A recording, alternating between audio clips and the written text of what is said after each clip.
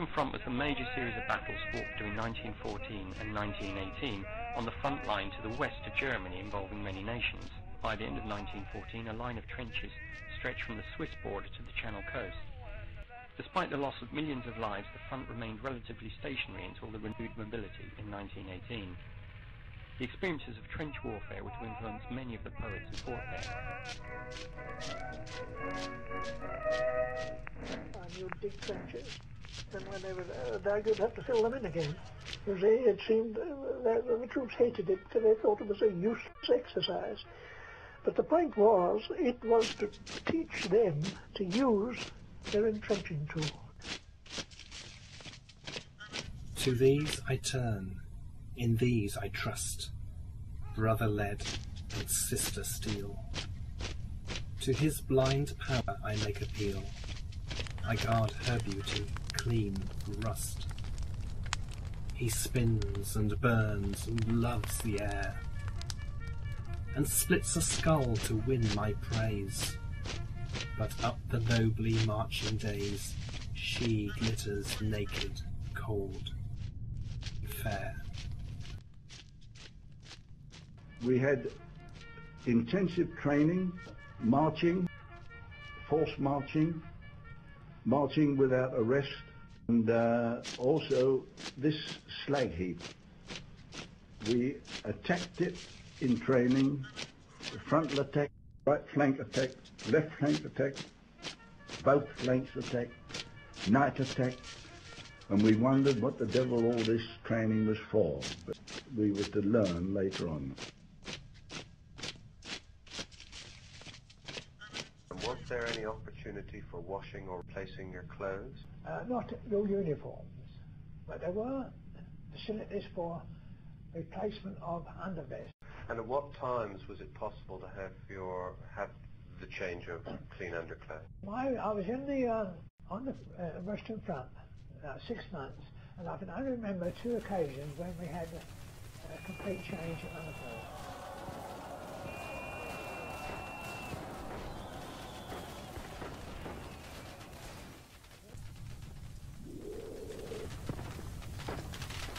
What did you see around you? This was your first experience of going up. Nothing else but desolation. I mean, it was just absolutely blown beyond words, blown off the map.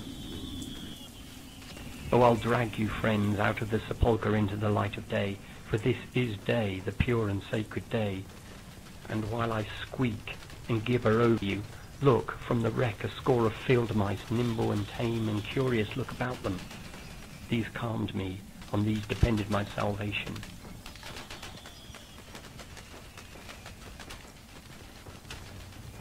Carried a field dressing on them, everyone in the regiment, and they put it on themselves if they were wounded, or put it on a companion. That was the first line of treatment they ever got. And then the stretcher bearers took them over, and then they brought them in as quickly as they could to the first aid post. We did the best we could to them, stopping hemorrhages and that sort of thing. And when you had the wounded men in there, did you have special beds prepared for them, or did you lay them on stretchers? No, I lay them on stretchers, no bed. I mean, the quicker you got them off, the better. Do they matter, those dreams from the pit? You can drink and forget and be glad, and people won't say that you're mad, for they'll know you fought for your country, and no one will worry a bit. When you came under shell fire, was your shell shock? Well, after I used to have to take a very firm grip of myself. I used to jump a bit at every sound, but I used to say, well, I've got to stand it. Did you feel embarrassed by your condition, or did you? No, I didn't feel embarrassed. I just felt struggling to carry on, you know, as normal. The darkness crumbles away. It is the same old druid time as ever. Only a live thing leaps my hand, a queer sardonic rat, as I pull the parapet's poppy to stick behind my ear. Droll rat, they would shoot you if they knew your cosmopolitan sympathies.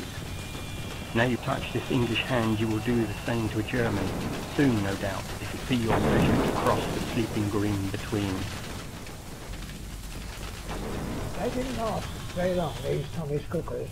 So one had to improvise, scrounge or forage dry wood and cut it up. We always had tea, but never always had the milk.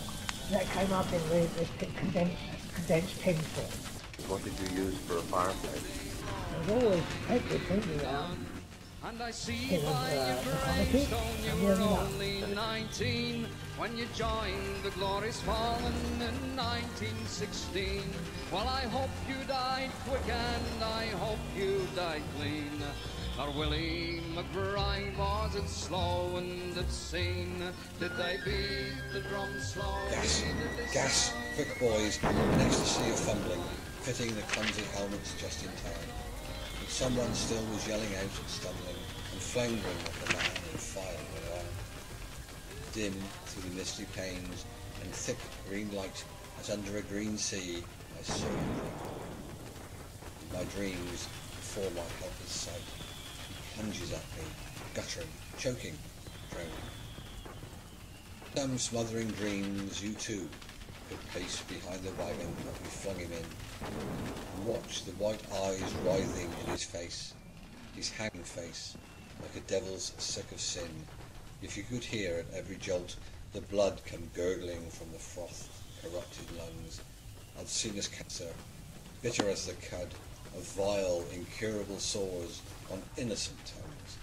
My friend, you would not tell with such high zest to children ardent for some desperate glory, the old lie, dulce et decorum est, pro patria amor.